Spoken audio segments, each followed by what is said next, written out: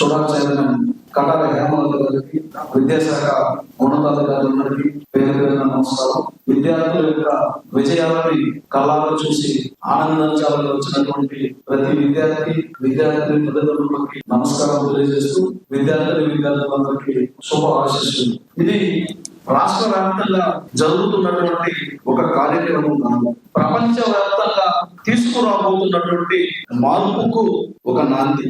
ఈ రోజు చిత్తూరు జిల్లాలో షైనింగ్ స్టార్స్ లో దాదాపుగా 10th క్లాస్ వాళ్ళకి 168, ఇంటర్మీడియట్ కి 34. ఇందులో 10th క్లాస్ లో చూసినా, ఇంటర్మీడియట్ లో చూసినా, ప్రైవేట్ కార్పొరేట్ కళాశాల స్కూళ్లకు మించి ప్రభుత్వ బడుల్లో చదువుతున్నటువంటి విద్యార్థులు షైనింగ్ స్టార్స్ గా వెలుస్తున్నారు. ఇది దేనికి సంకేతం?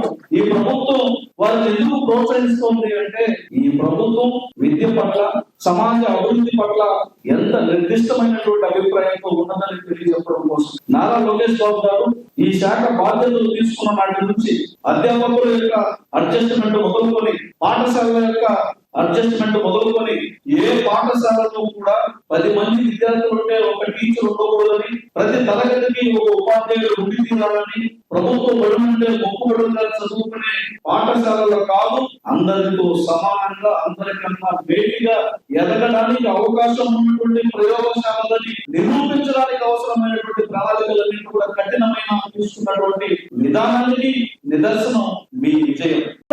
ఆయన ఎంపీగా, మంత్రిగా పనిచేశారు. అతి తక్కువ కాలంలో 1992కి భారత ఉపరాష్ట్రపతి అయ్యారు, 1997కి రాష్ట్రపతి అయ్యారు. అంటే ఈ సమాజం మనకు ఏమి ఇచ్చినా తిరిగి ఇచ్చే రుణం ఇలాంటి ప్రత్యేకమైనటువంటి అవార్డుల ద్వారా మీకు వస్తుంది.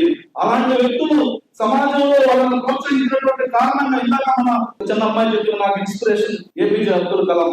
ఏపీజే అబ్దుల్ కలాం గారి యొక్క జీవితాన్ని కూడా మనం తెలుసుకోవాలి. వారు ఏ విధంగా ఎదిగారు, వారికి ఆర్థిక పరమైనటువంటి ఇబ్బందులు కానీ, సామాజిక పరమైనటువంటి రుగ్మతలు కానీ, సమాజంలో ఇంకొక రకమైనటువంటి ధోరణులు ఉన్నప్పుడు ఆ కట్టుబాట్లని అధిగమించి ఈ ప్రభుత్వాలు కానీ, వ్యక్తులు కానీ, సంస్థలు కానీ ప్రోత్సాహిస్తే ప్రతిభ అన్నది నిరంతరము విజయానికి పునాదవుతుందన్నటువంటి ఉద్దేశం ఈ ప్రభుత్వానికి.